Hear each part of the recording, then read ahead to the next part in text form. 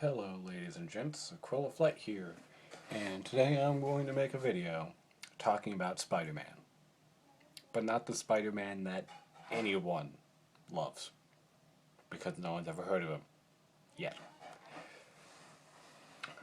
For reference, right now we're in the middle of the Marvel event Secret Wars, not the one in the 80s where Spider-Man got the black costume from Battle World, or Secret Wars 2, and I don't even know what happened in that one, or the mid-2000s Secret War, which was like Nick Fury's assault on that area, which led to Civil War. I'm talking about the Force Secret Wars in Marvel, where the multiverse was collapsing and everything was Battle World. Comics are weird, okay?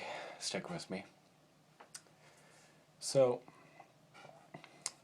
we've recently got news of what Spider-Man's new status quo after Secret Wars will be, and I think it's weird that we're finding this out before Secret Wars, but I guess that's just how comics roll.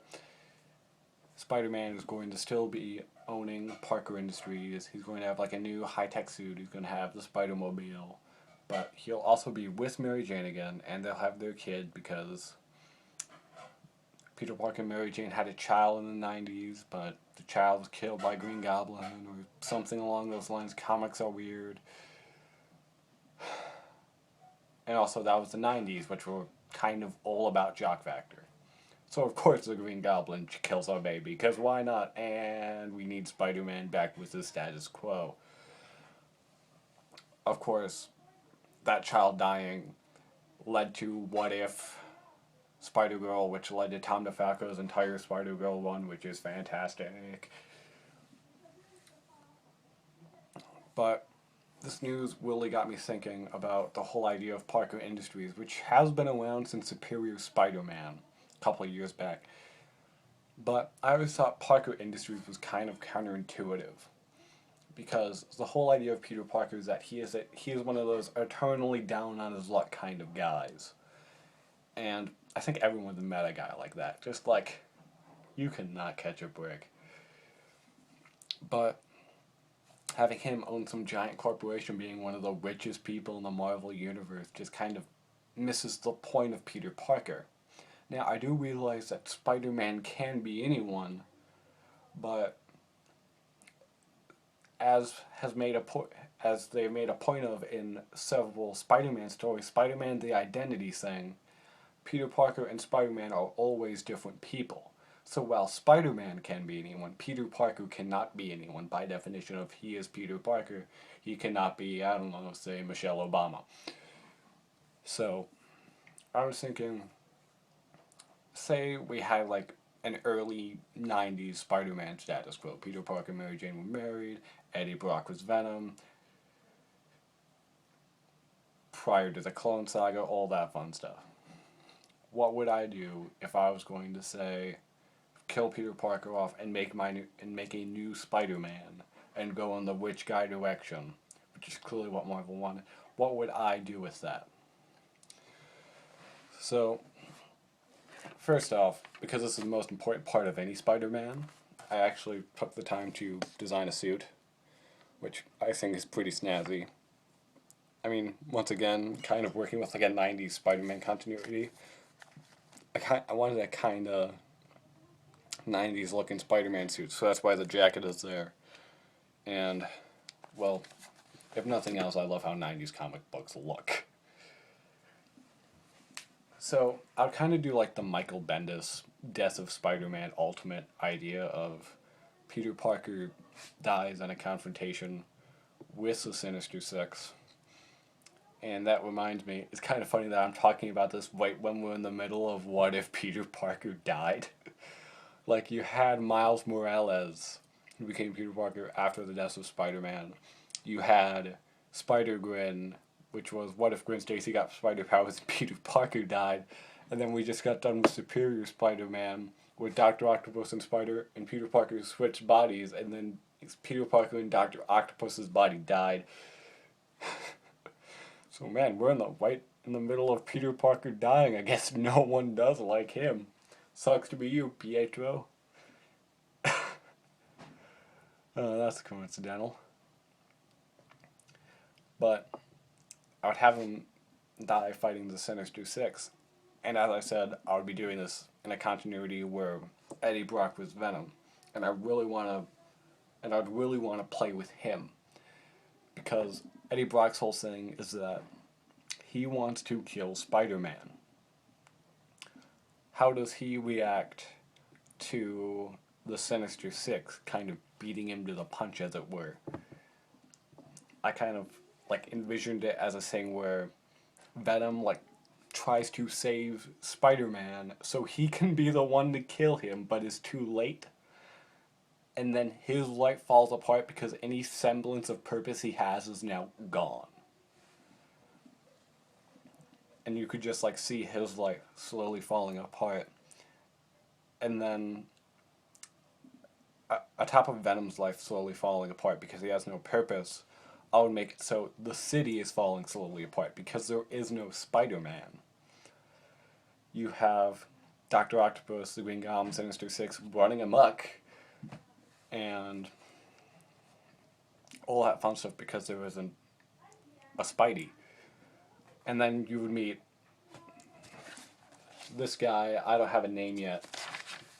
He's more of a general idea.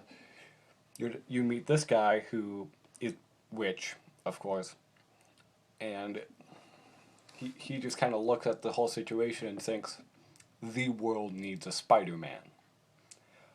So he'll just kind of like pay people to do sciencey things and make him Spider-Man.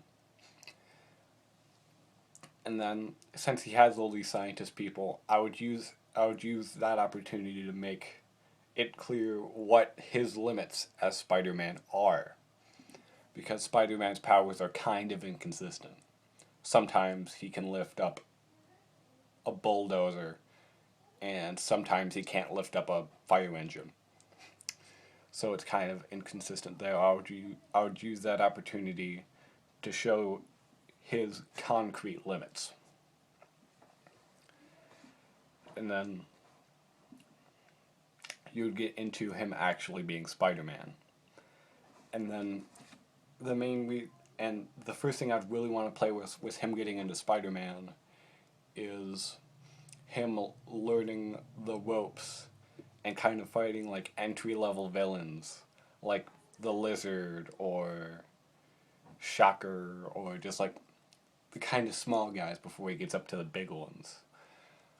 And as we're kind of like going through the Rogues Gallery, we could see what villains it actually affected by Spider-Man's death and the new Spider-Man, like Electro, Mysterio, Lizard. Those kind of guys wouldn't care. They would just be kind of like, are you kidding me? Another Spider-Man? Really? The first one was bad enough. And then you have the villains that whole event of no Spider-Man 2 and other Spider-Man, that would affect them. Like Kraven the Hunter would have a very similar life falling apart thing that Venom did. And the new Spider-Man would bring Kraven back to life because he has something to haunt. And then I'll do this kind of thing where Venom wasn't specifically obsessed with getting revenge against Spider-Man Peter Parker. I would do this thing where Eddie Brock Venom was obsessed with the idea of a Spider-Man. So he went after the new Spidey. And then Green Goblin would be really interesting because Norman Osborn and Harry Osborn, I guess if I'm going for like the whole 90s status quo, Harry Osborn is still the Green Goblin. Harry Osborn has very much a vendetta against the Peter Parker Spider-Man. So he kind of just wouldn't do anything. And he would just kind of lay low. As opposed to the other villains, like Doc Ock, who would just build up another Sinister Six. Is like, okay, time for round 2. Let's do this. I'm the master planner. And of course, you would have to bring Carnage in there because Carnage. It's 90s, bring in Carnage. But then, as time went on, you would kind of see how the world reacts to this new Spider-Man, I would kind of bring back the old, some people love Spider-Man and some people hate him. Some people are just like, okay, that time we thought of Spider-Man was pretty bad, I'm glad this guy is here. And then I would have the other thing is like, when Spider-Man, when there was no Spider-Man, you had these guys who just stopped operating completely and went into hiding because all they wanted was to kill Spider-Man. And now there's a new Spider-Man, so these guys are just back again.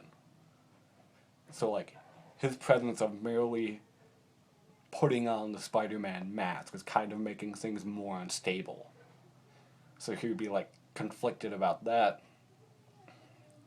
And I would kind of do, like, the ironic thing of, like, Peter Parker was a constantly down on his luck guy, and then this witch guy has like this inferiority complex compared to Peter Parker because no matter what he does, he'll always be the second Spider-Man. He'll always be in Peter Parker's shadow. So I kind of build him up with this like inferiority complex that he would just constantly be like fighting against.